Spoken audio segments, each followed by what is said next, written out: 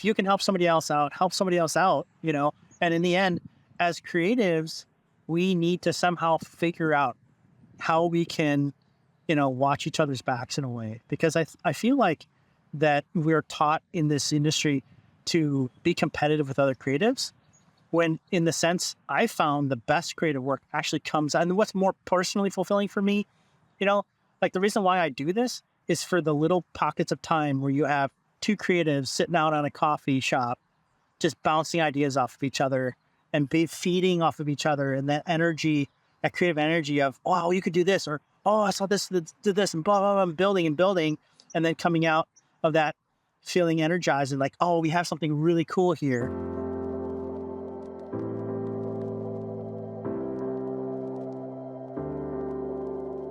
Hey everyone, I'm your host Bob Raynor, and on today's episode of The Flame, I welcome Brian Jung, a freelance creative leader with experience as an executive creative director and chief creative officer with a passion for storytelling.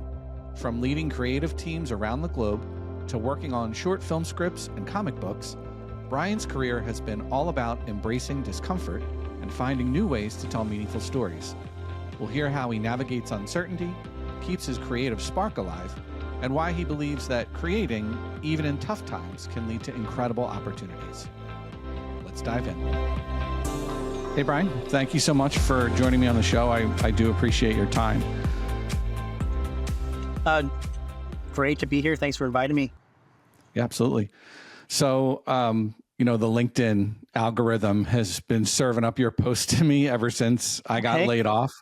And I love that you're open and honest about, all your experiences and dealing with looking for full-time work. And I do want to get into all that in our conversation, but I really would love to kind of take the first few minutes to just have you introduce yourself to the listeners, talk about your experience in the industry, and then, maybe we can jump into where you're at now and what it is you're looking for in your next role. Yeah, sure. I mean, I think it is kind of interesting how the LinkedIn algorithm works in mysterious ways. I think it's a fine line, right? It's a fine line between, what do they call it? Doomsday scrolling, like content. Like it's a fine line between, you want to be honest and upfront, but you don't want to also give out too much information, and you don't want to turn off potential employers either. Right. You want to be somewhat politically correct, but then on the other hand, there's stuff that I think people should know and hear, from my experience. And I think it's been interesting how certain things have blown up on there. Like I did a graphic about salary ranges and for creative positions in like big tier cities, LASF, New York. And what I thought people should get paid fairly given the economy and all that. And I was really surprised that just absolutely blew up, had like, I think it's up to 800,000 views or something like this. It was just massive. I think it struck a chord. Creatives are notoriously bad at understanding what they're worth in the marketplace. And then on the other side, you have employers, some which are taking advantage of it and undercutting salaries. And so I think it was quite interesting how people just don't know the market right now. And there's just everything's up in the air. And so I was quite surprised in how some of my posts have been super viral and then some haven't. So it's been interesting, but I'm always glad to have people reach out and contact me and stuff. So it's been an interesting experience for sure. Yeah. Do you think that's helped you with like recruiters having a post like that kind of blow up? Have you experienced some more hits from recruiters or people reaching out to you for job offerings? The funny thing is, and this is just my experience, right? Is no, it has not actually. So I've gotten a lot of fellow job seekers, unemployed, laid off people contacting me saying that, oh, your post resonated with me. Or, I did have a few recruiters reach out and tell me, hey, can you tell me more about your thoughts on salary ranges for this and that? And, one recruiter was like, well, what do you really think CCOs are being paid nowadays? So there were some recruiters that reached out. But it wasn't in the context of, hey, we have a job for you. It was more like, I want your perspective on this and this and this things, because even they weren't quite sure about where the market was currently for creative roles. And so, yeah, I mean, I guess intrinsically, there's probably some people that reached out because of it. And who knows, right? The state of the market, I could get a call tomorrow, right? And some guy could have been like, oh yeah, I saw your post, blah, blah, blah, blah, blah. And so that's what's interesting about all this is that it changes so rapidly. And I probably did get a couple people that reached out because of that. It didn't end up turning into anything, but I probably got a few interviews through that. So I would say, not massive success from that. But then again, my intention was really never to farm, recruiters or opportunities from that post. That post was really just me saying, hey, look, I'm seeing on LinkedIn Jobs a ton of job postings for creative directors, for ECDs, for GCDs that are paying $130K, $150K for LA and New York and San Francisco, and just being like, this is ridiculous. And big brands who have multi-billion-dollar companies. And I was just saying, this is crazy, And so that's why I kind of put that out. And probably a lot of other posts, somewhat half information, half frustration as well, too, I guess, as you probably see in some of my posts. But yeah, just to go back to your original thing, I think we got way late a little bit. But yeah, to introduce myself, my name is Brian Jung. I am a executive creative director / CCO, working in advertising marketing. I started out in the industry.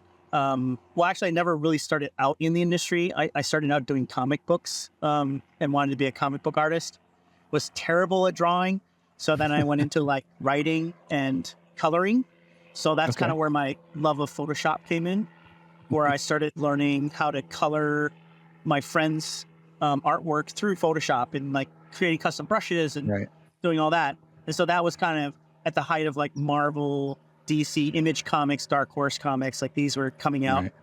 Spawn, like all that, Spider-Man, all that was coming out big. Love all the McFarlane and so stuff. I got kind of into all that. And then that taught me writing, character development, things like that, which helped me later on. But then originally it was just, I'm a very curious person and I love technology and computers. And so it was really just me dabbling with computers and art and sort of figuring out how can we mix this.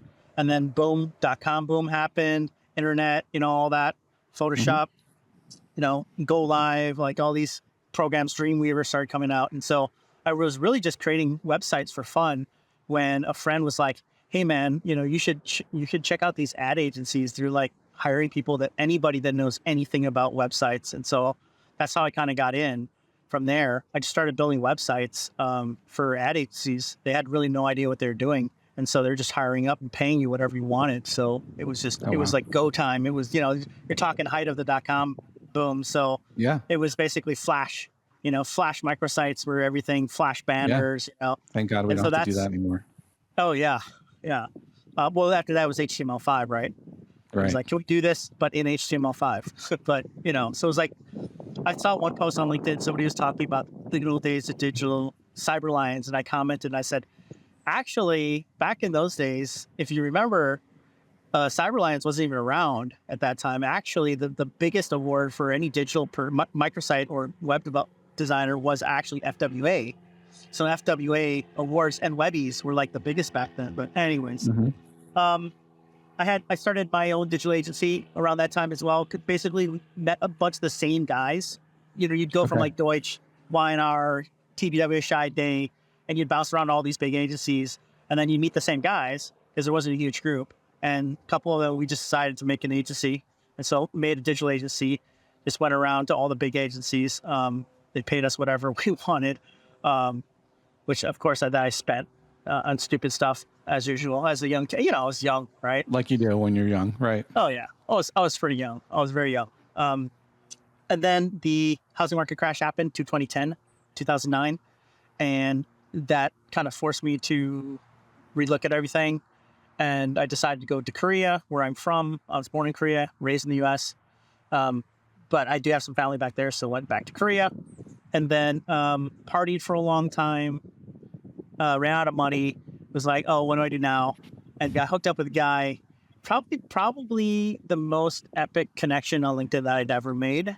A guy named Neil Druitt, who used to be the CEO of Ogilvy Korea, and he was like, hey, while you're there, you should hook up with these guys and talk to these people. And I started talking to DDB and Ogilvy and McCann and all these agencies there, and found out that there was actually a need to have sort of a Western educated conceptual creative, but had the cultural background of Korean culture. to work in these global agencies and sort of sit there and sort of help connect. At that time, a lot of the big agencies were looking to expand in Asia. They're looking for footholds. You couldn't at that time have an agency. Even if you were a global agency, you couldn't have an agency in Korea unless you had a local partner on the basically signed in. So it was a lot of these half local partner, half global agency. So they're going through this whole thing where they were trying to basically become a fully global agency. The law had changed in Korea now. And so there was all this transitional stuff happening. And so I was kind of thrown in that mix. Had no idea, what I was in store for. And I was coming in as a, American creative, thinking, conceptual creative ideas, all this, and just got a very rude awakening that there's all these multi-layers of cultural hierarchy, corporate hierarchy that you have to go through, a Korean title versus a functional title, all these nuances I had no idea. And no one would unless you actually work in corporate Korea as well. I meet when I was over there, I met really, young Koreans just out of university who had no idea about this stuff either. And so it's really something you just kind of have to experience. But it was a very eye-opening experience for me. And, in some ways tempered my aspirations in a way, because a lot of times, it isn't about the best creative idea necessarily. Sometimes there's other things you got to take care of and keep in mind. And there's other ways that you push creative ideas through and sell them through to the client that isn't just on the merits of the creative idea itself, politics and, all this stuff, relationships and things. And so I learned a lot while I was there. Can't say I necessarily did any crazy award-winning work there. Korea is not really known for it anyways. It's very hard for them to sort of break out of that mold of a very local, hyper-local creative. So I didn't really get anything crazy out of that other than these sort of other learning experiences that, I'm very grateful to have had. And then from there, I kind of made Korea my base, and I decided to explore other parts of Asia. I hadn't been to Southeast Asia in particular. So when I got an offer to help sort of change over DDB Indonesia through the DDB. So I ended up going with DDB Korea, and I started working there and helped them launch Tribal DDB Korea, which is their digital agency arm. And so I was kind of playing this role of sort of connecting traditional and digital at the time because I'd come from the US with this expertise of digital. And so I was doing all that. And then I got an offer to, help transition DDB Indonesia into an integrated agency called Iris Worldwide, which is it used to be an independent agency out of the UK doing integrated work. And so I went down there, and this was in Jakarta, Indonesia, which I'd never been. And that was another culture shock as well. Didn't know the language, although a lot of them speak very good English. Didn't know the language, didn't know the culture. It's, a very Muslim country. So the call to prayer is just 3 times a day. So there was that. And there's just the food is very different and all these things. But it's, it's an experience. So made some really good friends there. Indonesian people are some of the warmest, chillest people that I know. And so I've made some of my very best friends there. To this day, we're still good friends. And then from there, I bounced around, went back to Korea for a while, worked for a lot of the other agencies there, Wonderman, Y&R, some of these other agencies. And I got an offer to help start Lo Profero Korea. And so I was one of the founding members for that agency. And then we worked on a bunch of clients there and basically just bounced around the region. I ended up in Vietnam for a long time, working at Publicis there. And then, I just, took advantage of it, traveled around, did freelancing a lot, visit other countries. I was in Singapore for a while as well, working up there.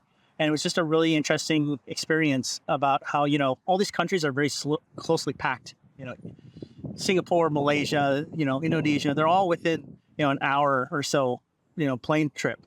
And then, so you can just, you kind of jet around everywhere. We did a lot of post-production in Thailand. Thailand was kind of like the hub of all post-production for all the countries nearby, for all the Southeast Asian countries, because it was relatively affordable and they just had like really good setups there. And so everybody was coming into Thailand. So you got to hang out in Thailand for all your post-production and then see all that stuff. And so, I just did the whole round trip. And then alongside that, I was doing, I'm a big gamer. So alongside of that, I've been doing gaming. I've been doing esports. I've been competing in esports as well, all sort of in parallel. And then, in LA, suddenly there's a huge boom of, esports. Overwatch League was being created, like League of Legends and all this stuff was happening. And I got an offer from an esport organization called Immortals to come down there and sort of run their creative department and their content department down there. And that was just too big of an offer to resist. And so I went down there and basically helped them sort of establish the Overwatch League, create the team, the branding, all that merchandise. Really cool. But ultimately, esports was in a weird stage at the time where there was a lot of growth, but then there was also a lot of sort of churn and burn. People, I was working so much, like basically sleeping at the office. It was a lot. And then on top of it, there was a lot of sort of uncertainty around esports. What is the business model? How do we make money? Mm-hmm. What's investment? Do we invest in content or not? And so there was a lot of this uncertainty. And eventually it led to me just kind of saying, look, I'm going to pull out for now because I think the whole market is very, very unstable and no one really knows where they want to invest. And I felt that a lot of esports orgs were pulling investment away from marketing and content and putting it and doubling down into competitive teams and thinking that, okay, we're going to make all our revenue through the competitive teams, their winnings, their tournaments, the brand sponsorships from them, and not putting in areas like content and things like that. And I felt that was a mistake because you don't really have ownable assets at that point. You own the team, but you don't really own the players. And so a lot of esports orgs were putting a lot of money behind investing between 1 or 2 star players on the team. But the problem is that those players could leave for another team, and they did very, very often. Even though they had a 2-year contract, they would somehow leave within like one quarter or something. And so I was telling them, like, you can't invest all your money behind these players because once they go to a different team, all the content you created, all that it's worthless. You can't use it. But I think there's a lot of egos in the esport industry and just a lot of people that don't really know what they're doing that suddenly got hired in positions because they're either an ex-pro player or they were a YouTuber or something. And so I felt it was just not a very long-term viable goal as far as where the market was. And so I went back to traditional advertising and marketing. But funny enough, at that point, Ninja and Fortnite and all that stuff was blowing up. So all these traditional brands were like, oh, this is esports stuff. How do we get involved? And so I found it an interesting niche where I could now see both sides, esport and traditional brand, and sort of be that moderator in between and work with agencies and brands and advise them on how they should jump into this market. So that was a whole nother thing. And I've been doing that for a long time alongside traditional pitches and consulting work. And there it is. It's a whole story. The whole shebang. Pretty extensive history. With all of that, the one thing I got from it was that it just sounded like you were so passionate about what you were doing. And correct me if I'm wrong, like it almost sounded like you just kind of fell into one opportunity after the other because you were following what it is that you love doing. Like you went from, the comics to pulling that into web design. And then you just kept going and meeting people and making those connections. And it seems like there was a lot of that was happening. Is that you feel like that following kind of your creative passions and teaching yourself web design and all the things that came along with that, wasn't really from formal training, right? I mean, it was really just, you knew what you loved, you knew what you wanted to do, you just followed it, and it led you literally around the world. Yeah. I mean, I think, part of it is that there's two parts to that. One, I think life is too short to be doing something you're miserable at. So many people are miserable at their jobs. So I had seen other people being very miserable in their jobs and saying, I don't want to do that. And then 2, which I guess is a very Gen Z mentality nowadays. And then 2, it was just my belief somehow that if you're really passionate about something and you're really into it and you really work hard at it, that you're going to be pretty good at it as well. And that lends itself to getting hired and people wanting you to work for them because you're, at the top of your game. And also, you naturally, I think, become good at a certain level anyways, because you're always working at it, you're always doing it. And so it's sort of a symbiotic relationship between sort of function and form in the sense that on one hand, you enjoy doing it and it's not so-called work necessarily. But then on the other hand, as you enjoy it, you're putting more time into it and therefore you're getting better at what you're doing. And, I think that's part of that as well. I think the other part of it too is just that I've got a very curious nature. I like to just know things and ask questions. And if something, I got to figure out why this is the way it is. And so for me, it was a lot of that curiosity that led me to explore, like, how do you make websites? What is this blink tag? How does Flash tween animation work? And just, it takes work as well. I put in, many, many hundreds, thousands of hours learning all this stuff on my own. And so it takes a level of self-discipline and motivation to get through all this stuff, to get to the good stuff too. So I think, that's part of that as well. But definitely, a sense of curiosity lends you to explore other things. I think obviously the economy, things like this sort of forced my hand in a little ways. But, I'd studied abroad as a kid in high school. So I had kind of already broken that, that scared phase of going to someplace new. I studied abroad in Germany for almost 2 years for my high school years. And I speak German now, which is completely useless. But maybe I should have gone to China. Much more useful to speak Mandarin or Spanish, I think. But that right there, being 2 years away from home, not going home once, sort of broke that whole, this was unfamiliar things. And so for me to go from LA back to Korea or Asia in general was not really that big of a thing. But I talked to people here who have never left LA or New York or whatever, or Chicago. They're just always there. And I think that's just, they're missing out. I think everybody should get out of the comfort zone. Not just if you're a creative, but as a person in general.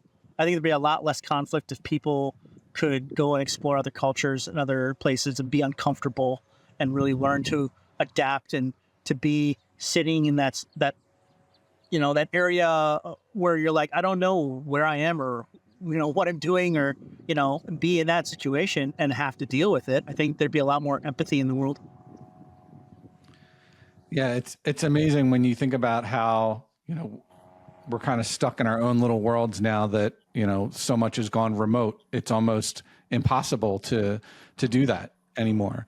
And I think you have to have a little bit of a sense of fearlessness, or maybe just like not knowing what you don't know, but not being afraid of it. Right. And it sounds like you're of that mindset where, you're just able to kind of go into a situation and say, hey, I trust my skills. I trust the things that I've learned. I trust my habits. So are there specific, habits or practices or things that you rely on to help you get through being in, difficult situations, or, not being afraid to take chances? Well, I mean, obviously relationships is very important. Everybody talks about, network.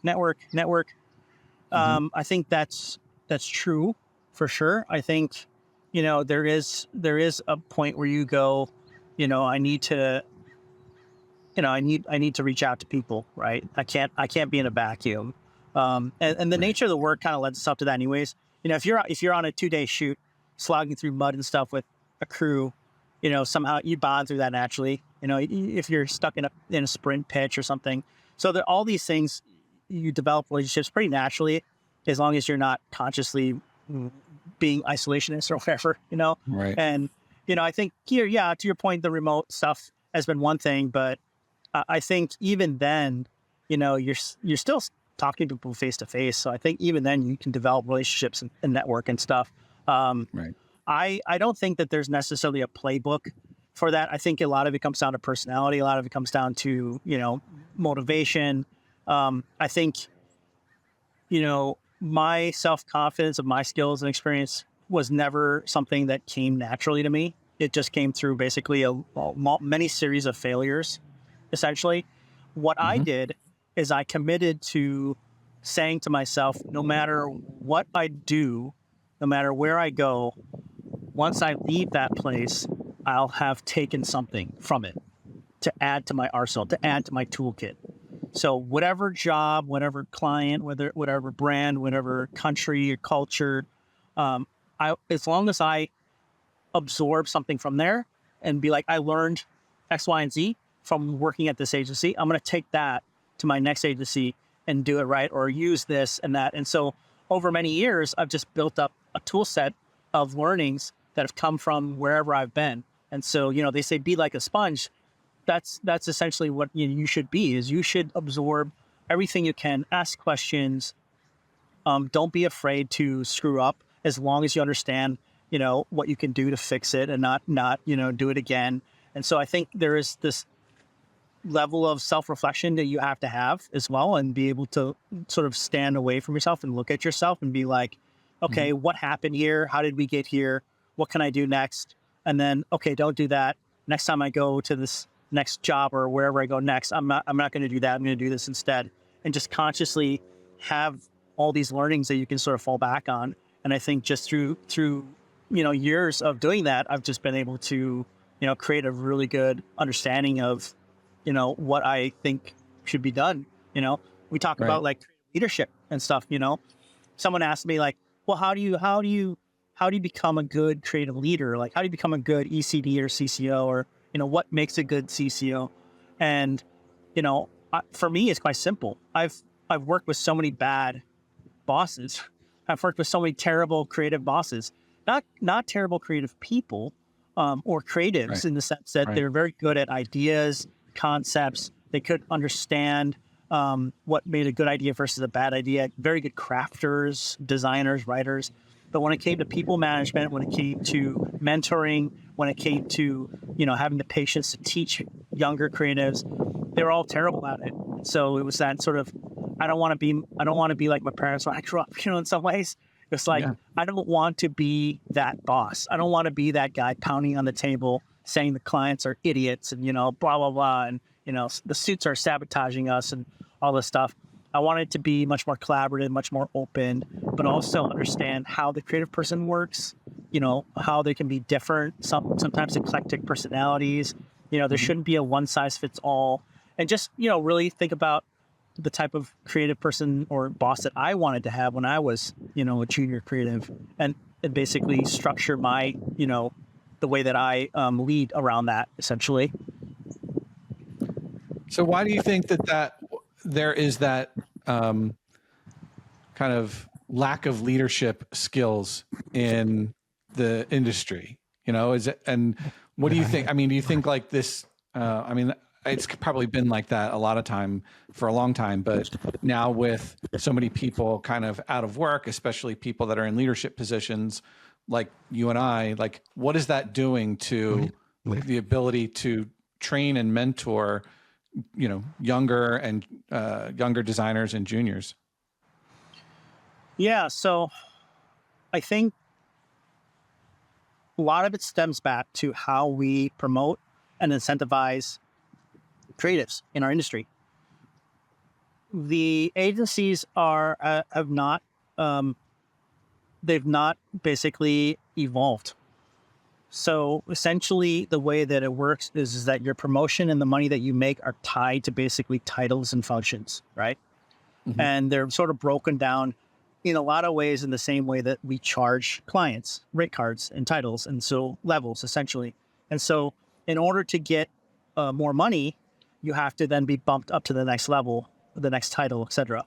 And so what I've tried to do in previous agencies is try to break that by saying, if I have a really good copywriter, senior copywriter, and this person is just amazing, they're the best in the agency, but they don't want, and they may not even be good at people management, they should still get promoted, but keep them doing what they're doing. So if you have a really good art director, you shouldn't be like, oh, you have to become an ACD now in order to get more money. And therefore, you automatically cut his work in half because now he's managing people half the time. And then designing their half. I think that's a terrible way to do it. I think there has got to be a system by which a person can still be doing what they're really good at and what they were hired to do and what they want to do, and still make enough money, and still have a path to promotion in some ways, right? I think we force a lot of these people out of these positions. They get into positions where they're CDs and ECDs, maybe either lured by more money or just by being pushed up by the organization, the agency, and they get into these positions where they're not comfortable, they hate it, and that's where you get bad bosses, because the last thing you want is somebody who hates what they're doing trying to then lead other people. So I think that's part of it. I think the other part of it is that wait, there's a second part of your question there. No, I mean, I think as it relates to kind of the job market and how, there's because there's so many people out of work, and I see it especially with, people at the ACD and creative director level that are out of work for whatever reason, and then they're just kind of promoting, and you'd said that before, just promoting people before they're ready, and what that effect has on that kind of thing. I mean, people talk about ageism, right? So that's a big thing. It was just really crazy. I never really thought it was going to be a thing, even for me, in my 30s as an ECD. And then now I'm in my 40s, and now it's like, there's something weird going on here. Because I'm also seeing guys that are like CCOs at like huge agencies and stuff that are unemployed, like you say. And then I'm seeing people that are getting CCO roles, have had 2 years as a GCD or a year as an ECD. Now they're the CCO of, a big network agency. And I don't understand how that happens if it's not ageism, So I guess the conclusion could be that ageism is real and is happening right now, especially in network agencies. And that's not to say that, you shouldn't give chances to people. You shouldn't give chances to younger creatives. And it's not to say that just because you've only had 2 years as an EC doesn't mean you're not ready for a CCO role or another ECD role at a bigger agency. It's just that, if you're looking at the numbers, if you're looking at probability, the overall trends, right? So there are definitely outliers. There's definitely exceptions to that rule. But I think, generally speaking, if I'm seeing on a mass scale a bunch of really young creatives being hired for top leadership roles at top agencies over people that have had 5-10 years experience in that situation, that questions should be asked about that, right? Like, what is it about that guy that had 10 years, at this famous agency, and now suddenly he's unemployed and no one wants to hire? Like, what happened there, right? I think we should understand that. We should understand why that happens. What is it, and address it, because I think right now the problem is that it's going to cause a huge talent sink, because those younger creatives aren't going to be equipped to properly lead and properly mentor the younger generation either. And so now you've just got this circle of basically a circle of suck, whereas you're not getting great creative work out there because all this other stuff is happening. And I think we're starting to see that as well. We're starting to see the creative quality. I mean, the previous last two cans are just not great at all, in my opinion. Right. So I think you're going to start. You think it just comes down to money? I mean, we talked about, going back to that post you made of like unreal salary expectations. Is it, in your experience, the salary ranges that you posted about what they should be versus what we're seeing? And I see it too. Yeah. You'll have posts for creative directors. I've seen anything from like less than $100,000 to, something that's still not reasonable. So you think it could just be money that's the driving factor here right now? I mean, it could be, but then if you look at economic forecasts, if you look at their quarterly or annual financial reports for a lot of these companies and brands and agencies, they're all making money. I mean, CEO compensations, doubling every year. It's like, right. You've got the stats and the data that says otherwise. It's not as if these agencies are going bankrupt and they need to, tighten. Sure, there's some, overlap with the pandemic and over hiring and self-correction, and some of that is happening. But I think not to the scale of what we're seeing here. I think there are just, and to be fair, there are agencies out there that I'm seeing posting for these roles that are posting reasonable salaries. CD roles for $200 to $225K in LA is reasonable salary for a CD. And so I am seeing agencies do that. But then you have other companies that seem to be taking advantage of the labor market. So, I mean, I would just say that those are the companies that they're going to get what they pay for.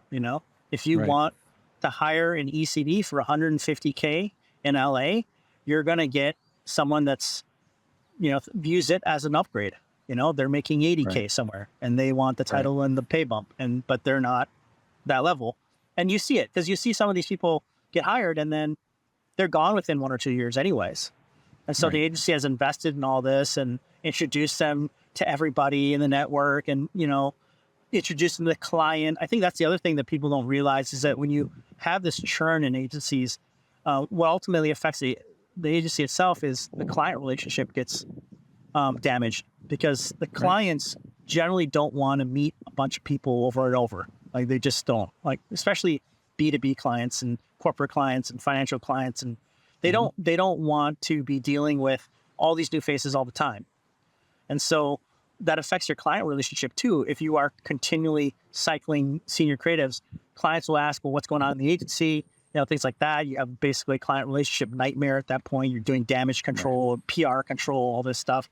So I think the biggest issue I have with agencies is they should know better at this stage, and they shouldn't be so short-sighted. They should be looking long-term, Mhm. And to be fair, there are some agencies that do that. Some agencies are investing in proper talent and looking ahead 2 years and 3 years ahead. Right.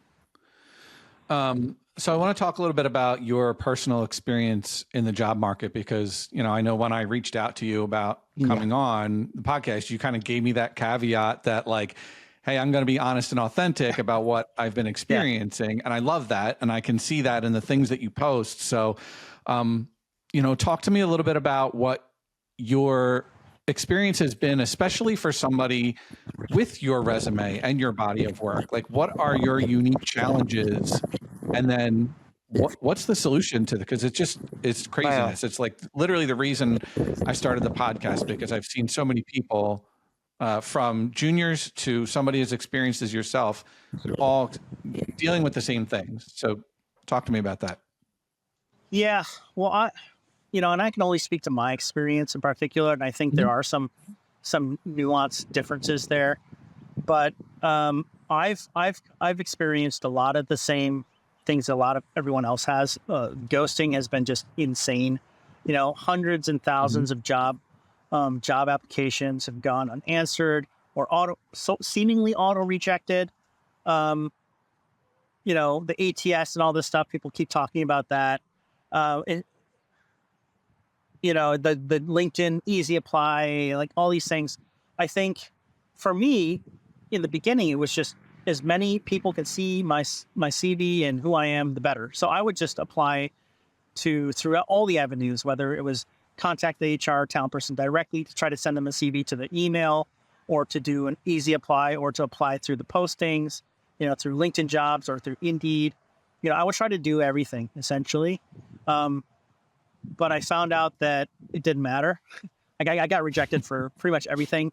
And the thing is like, I would apply to stuff that was like almost 100% meeting my qualifications. So if I didn't feel like I was uniquely qualified for this position or the role or what they were expecting, I wouldn't apply to it. But even then, I applied to hundreds and hundreds and got no replies. And I think I got maybe a dozen interviews, and then maybe from that, maybe 4 or 5 final interviews. There were a lot of cases where, for me, I got really close to like, I got a final, I got to the final, and then it was just no offer. So either something happened at the very end. I think what disappointed me throughout all of this was just how sort of apathetic the process was, and the HR and talent people were in it. So, in another world, HR and talent people could be very empathetic and communicative, and yes, you didn't get the role, but be in contact, not have send you an auto reply. And I know there are logistical things with dealing with hundreds and thousands of applicants, but I think to the point of why ATS exists is supposedly supposed to filter out, or HR people are supposedly that's their job, is to filter people out. So I just felt the whole process is very dehumanizing. That there was no real human aspect to it. There was no empathy. There was no just sort of personal touch to a lot of things. It's kind of sad when like the handful of recruiters that actually reach back to you or reach out to you or actually send you a message saying, I'm sorry, this didn't work out, maybe next time, or like the very odd ones out in the whole process. It's pretty sad. It's pretty sad Yeah. that you as a job seeker are like lashing on to this one recruiter who showed you a little bit of kindness and a little bit of empathy, and you're just like, oh yeah, thank you so much for doing what any normal human being should do if they're coming across the situation, right? If I'm in that situation, right? And then it was interesting to see all the HR people get laid off.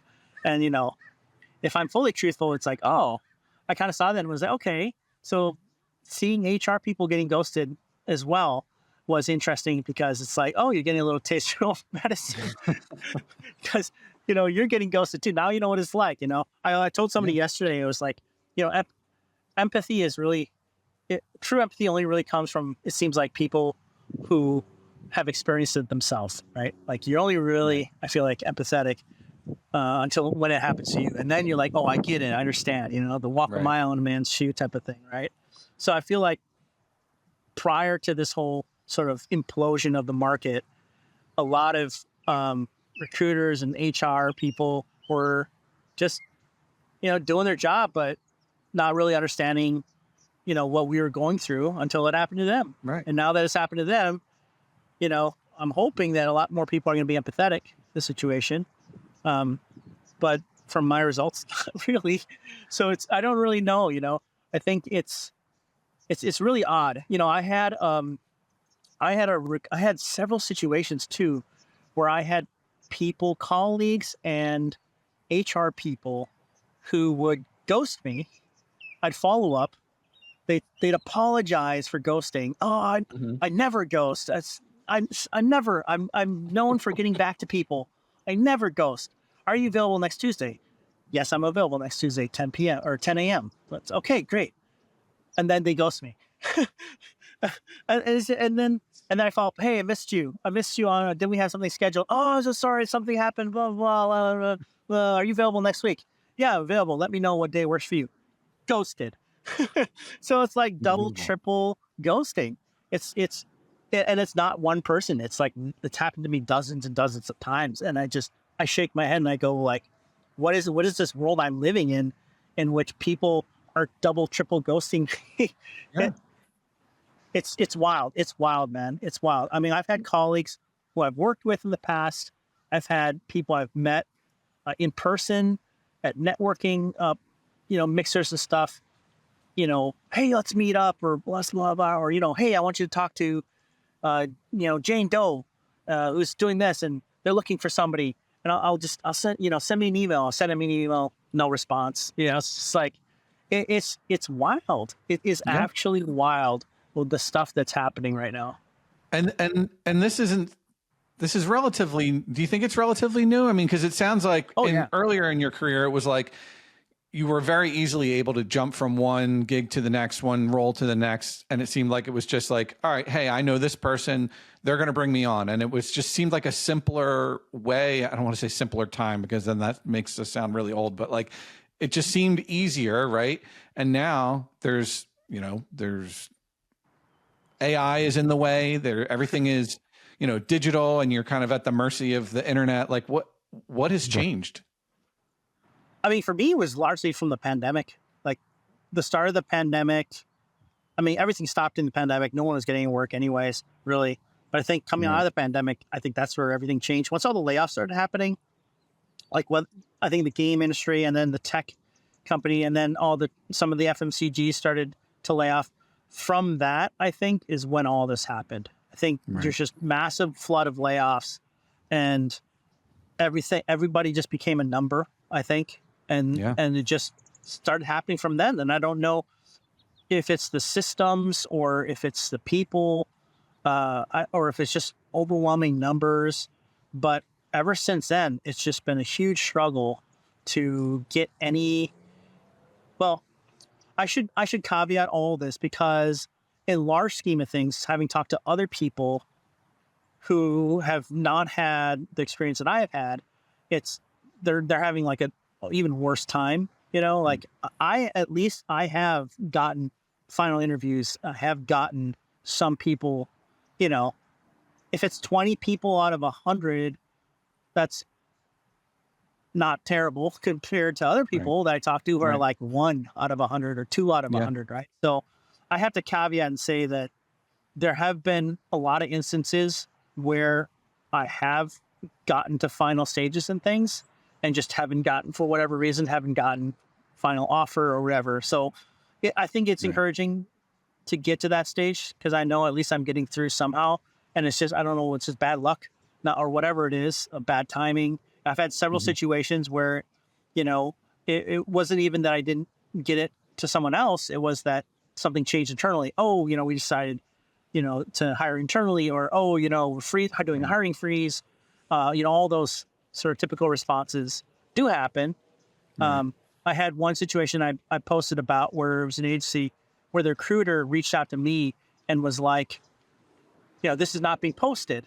This is not a public job posting. We're looking for an ECD and we think you're uniquely qualified for it. And it felt really good to hear that, and to have somebody be like, hey, we checked you out and thought you would be perfect fit for this. And therefore we're reaching out to you specifically. And then you go through and you arrange all this stuff. And then they're like, oh, we decided to hire internally. And you're like, okay, but then why reach out to me anyways and give me this false hope if you're going to Right. hire internally?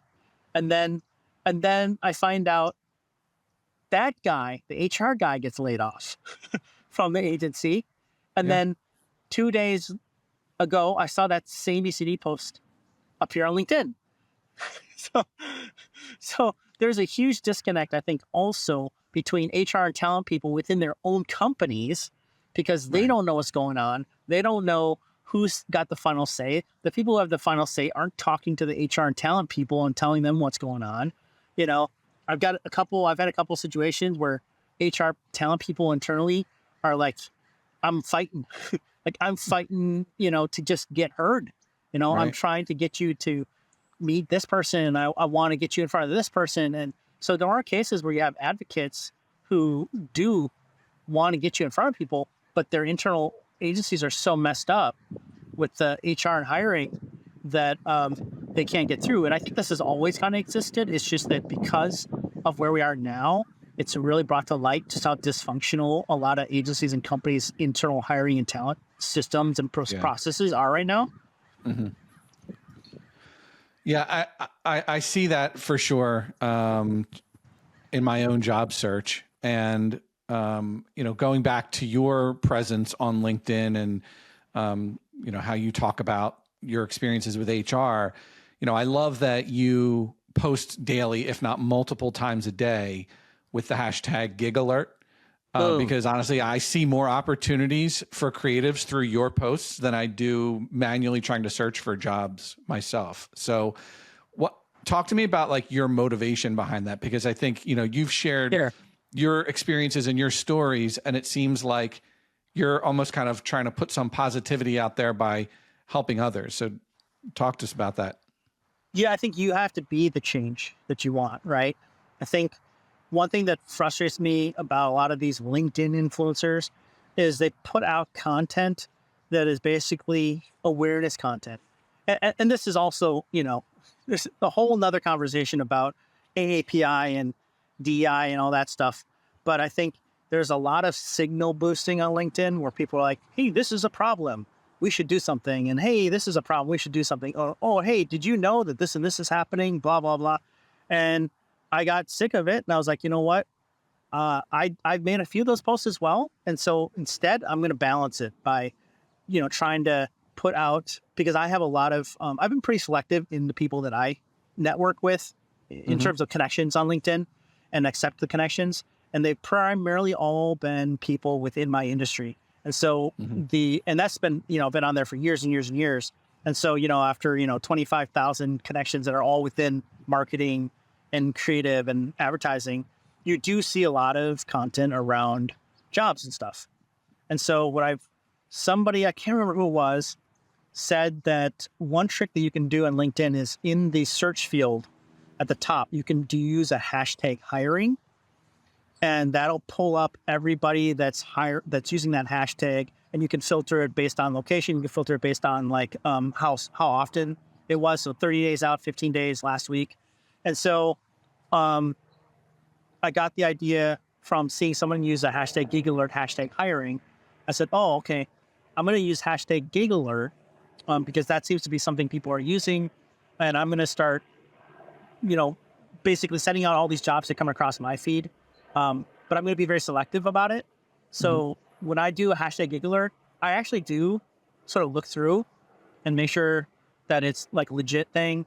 Also, if it's agencies and brands I know, I'm going to show it. So if there's some random guy just saying I need to hire this and that, unless I'll go and look at his profile and be like, okay, has he been at this agency or whatever? And so I actually try to sort of filter out so that every time I am blasting out something, it's legit, but it's also a good opportunity for a creative. Right. Like it's a good agency or it's a good brand or, exception of the farm and social ones, which are just everywhere.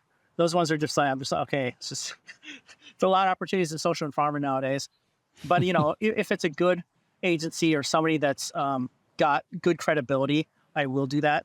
I stopped doing a lot of gig alerts for these, what I call cattle calls. You've seen them where it's like, I want to add some more freelance art directors to my roster. Please, comment below. And it's got 800 comments. I don't do those. I do try to do real ones. And if it's jobs that I've seen on LinkedIn that have been reposted over and over and over, and then someone else has posted it, typically I won't post a gig alert for that because I know that those are probably ghost jobs, which is a relatively new term that I'm hearing now. Articles talk about the ghost jobs. I think I saw a YouTube video. MSNBC did this thing on the rise of ghost jobs and this ghost job postings where companies are posting for compliance and HR reasons, but they're not real jobs. And there are a lot because I've experienced it. Like I've been seeing jobs posted over and over and over and over and over, getting hundreds of applications every time, never get a response or get an auto rejection. There was one job that I applied to 4 months ago and I just got spammed the auto rejection yesterday. So it's, oh my God.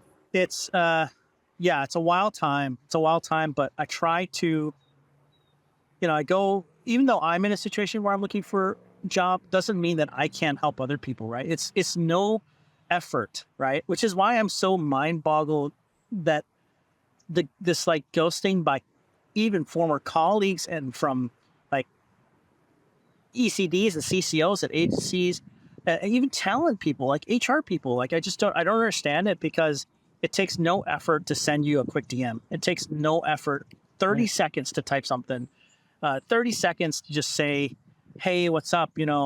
Sorry you're in a situation, but I'll keep an eye out, right? You can even use a boilerplate response like that, and it's something, right? I don't understand why, talent people who live off of relationships with hiring managers, such as myself, I've been in situations where I've worked with a talent agent and then I've got hired an agency and turned around and used that same company to hire the people that I need to hire because they did well by me, right? And so I think it's really weird, this like self-mutilating prophecy of I'm gonna ghost ECDs and CCOs who could potentially be my business in the future. Like I don't really understand that.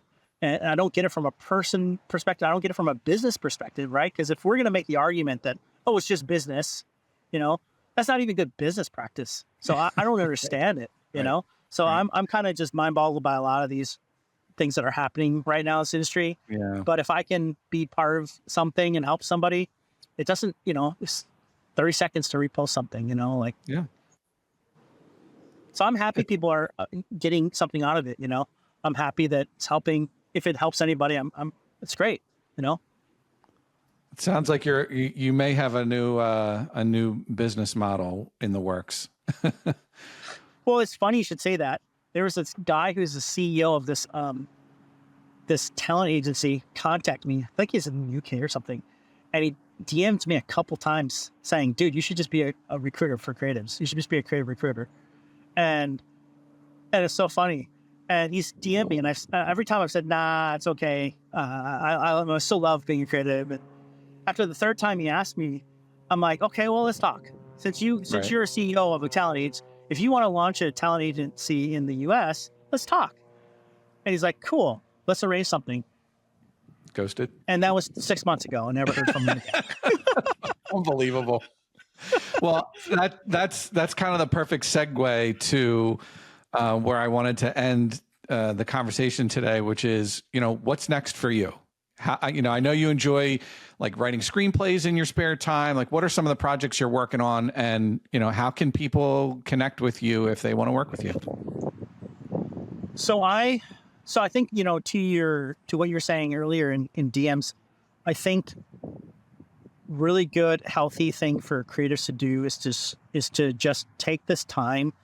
And I like to devote some time during the work day to do job applications, to be on LinkedIn, etc. You'll see I repost the gig alerts and stuff, but then also to carve out time to explore other things, right?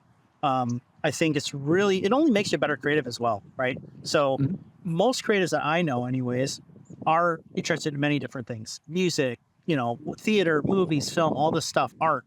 And so I think now is the time to explore that. For me, it makes you a better creative overall, but it also keeps you busy, keeps you mentally healthy, I think, which is a really important part, in this stage, especially if you've been looking for a long time.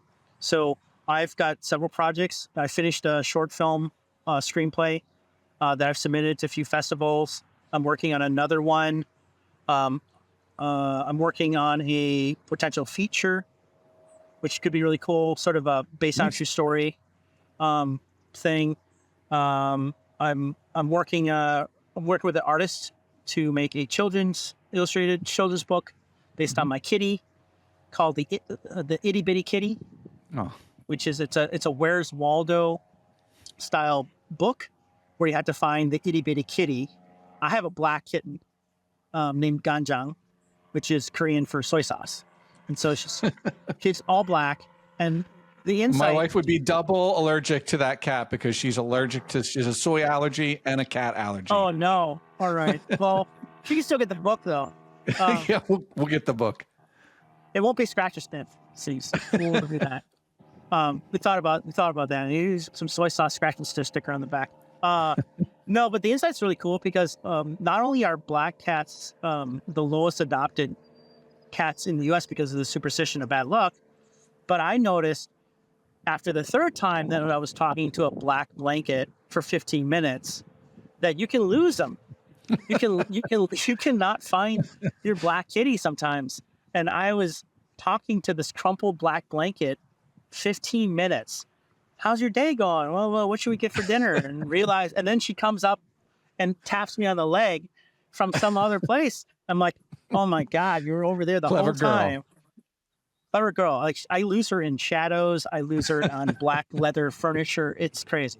So I had this idea that why don't we create a Where's Waldo children's book where you have to find the black kitty amongst all these things. But then the underlying message is that, black kittens are cool. They're mini Black Panthers. Right. And so don't discriminate, right? So it has that message as well. But I thought that was really cool. So I'm working on that with an artist, a really, really talented guy.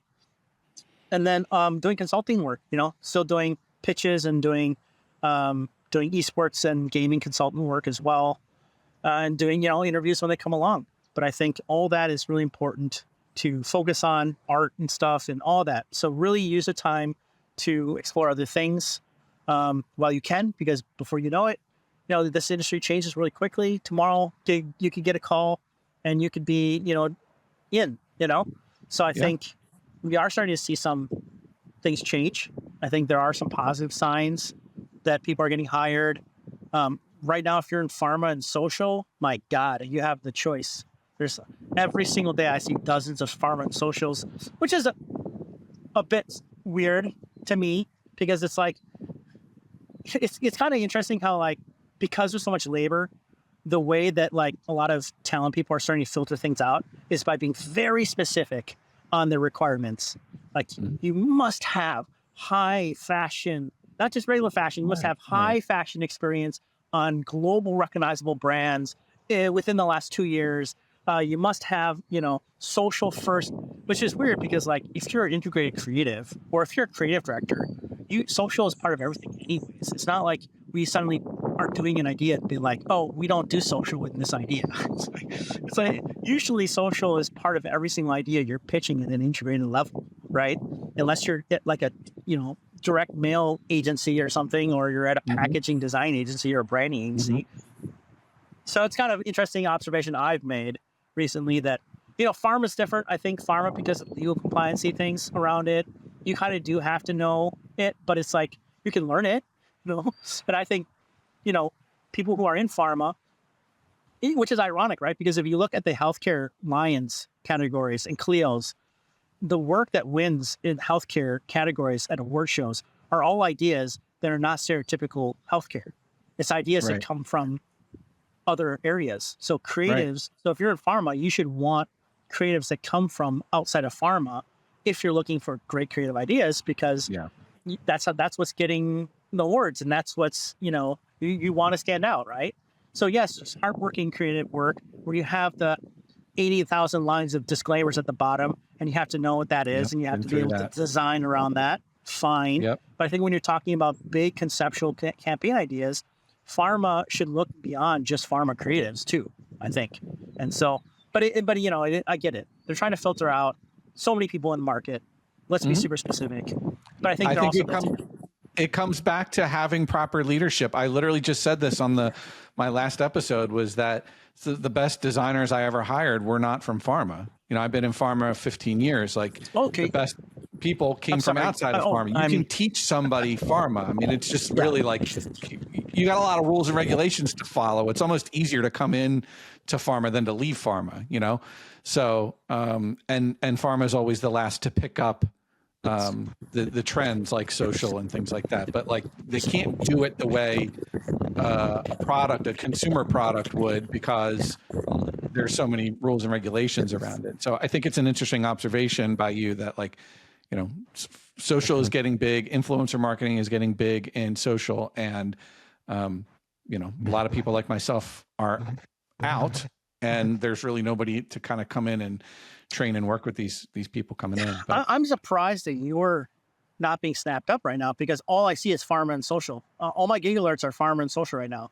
So, and they're all saying you have to have pharma. So you're going to get hired soon, dude. There's just there's not enough pharma creatives out there, and there's so much pharma work right now, for sure. I mean, yeah, my gig alerts are all pharma and social. I think also too, it's like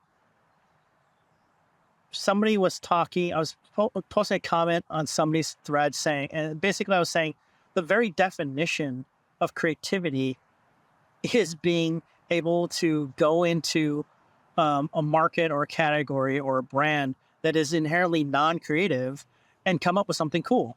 And that's essentially pharma. Like that's healthcare and financial. How can you be creative within this box that you get put into, right? I used to say that all the time. That should be the challenge that any creative wants, that should be a juicy brief. Anyone can do Nike. Anyone can do Adidas and McDonald's and, all these. Their briefs and creative basically makes itself. It's not hard to come up with a good idea there. It's going to be hard to sell it. It's not hard to come up with it or to answer a creative brief from those brands. But man, I did a brief for like a cerebral palsy, sort of a medication or something. And that's different. Like, because the first thing the client and the first thing like the suits say is, can't do that. You can't say that. You cannot say that. I've been through many a regulatory meeting where they say you can't do that. So many of the best ideas and concepts get cut immediately, and you have to have a really good client partner that's going to make sure that you can get over those hurdles before it gets to the committees that are going to tell you this is no good, But I think there's something really interesting about that I like, because at least I know up front, right away, that it's not going to work. There have been so many situations in big agencies I have worked at where we have spent weeks and months going down 3 creative concepts, fleshing it out, doing storyboards, doing mood boards, doing concepts, doing animatics, only to have the client be like, oh, legal said this won't work. Or, we can't do this anymore. Or, strategy doesn't seem to fit, right? So I think in some ways it's refreshing to just be told, hey, this is not going to work right up front.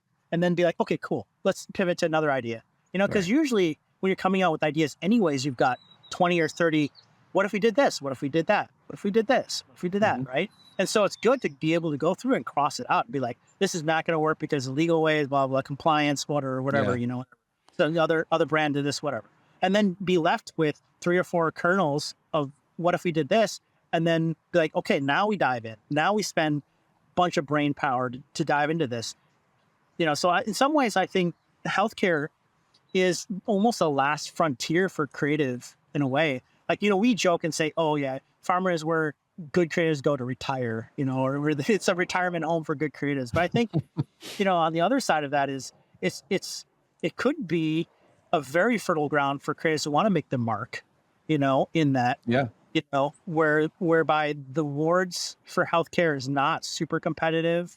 You could really kind of just clean up if you went in there. If you had the right, like you say, mix of clients and things like that, right. It all comes down to that, right? Well, but you're getting me fired up about my own industry where I'm like, I've gotten to the end of my rope on some of these things. So I'm going to have you back to talk about just the healthcare industry in its own, because I think it's kind of a beast, Oh yeah, I mean, I think it would be really interesting to dive into some of the healthcare category Cannes award-winning projects and I do this on my own, is I'll dive into them and I'll dissect what's interesting about it. I'll kind of look and analyze some of this work and be like, okay, so they came out this way, in some cases I think it's like, oh wow, this Xbox created a new kind of controller for handicapped people, and that took years of research and stuff like that or whatever. But I think there are some cases where it's like, oh, it's a really clever insight where they basically came at it from a general market perspective, but then they outputted it in a way that was healthcare specific or pharma specific. And that's interesting. And I can see why it won, things like that. Or they reframed the perception around, this and that ailment or whatever, to a different way. There was that, I don't know if you ever saw that TV commercial about depression, where it's these 2 guys at a soccer match. I think it's a British ad. And one guy's, super hot, cheering and happy, and the other guy's obviously depressed, And then at the end, they find out the guy who was acting normal was actually the one who committed suicide and killed himself. And so it was like, this thing about like, you can't always see depression, right? You don't always know what people are going through just on the outside. And so it was a really cool little TV spot. And I think that's an interesting, things like that really come out of the healthcare industry where you go, oh, that's right. There is that insight, or that is an interesting sort of kernel. And I think, in one instance, the awards are good for that, I think for healthcare. So yeah, I'd love to talk more about that. And you got guys, legendary creatives, Lars Bastholm, that have moved from general market into healthcare and done really, really well and stuff. So I think that if you are in the industry of pharma right now, don't give up. Don't give up. There's hope. That's awesome. I appreciate that. Listen, Brian, this has been an amazing conversation, and I appreciate you taking the time and going through all the ins and outs. And I look forward to seeing more of your gig alerts for sure. Now that I know, I'll be looking for your pharma ones. And definitely hope to have you back on and chat shop sometime in the future. Yeah, good. Thanks for having me, but also, I really appreciate you also doing this and setting this up and, putting out your podcast and stuff. I'm sure it's helped other people as well. So I think if we all do a little something, maybe in the end, the other thing is too, is like, people talk about the competitiveness in our industry and how like creatives are very protective about this and that. But rising tide lifts all boats, and I think that's changed as well. So when I was young, I'm a very competitive person in general. But when I was young, it was just like super competitive, like very protective, like, my stuff, my idea and all this stuff. And then as you get older, wiser, maybe more tired, you're kind of just like, that's all a waste of energy.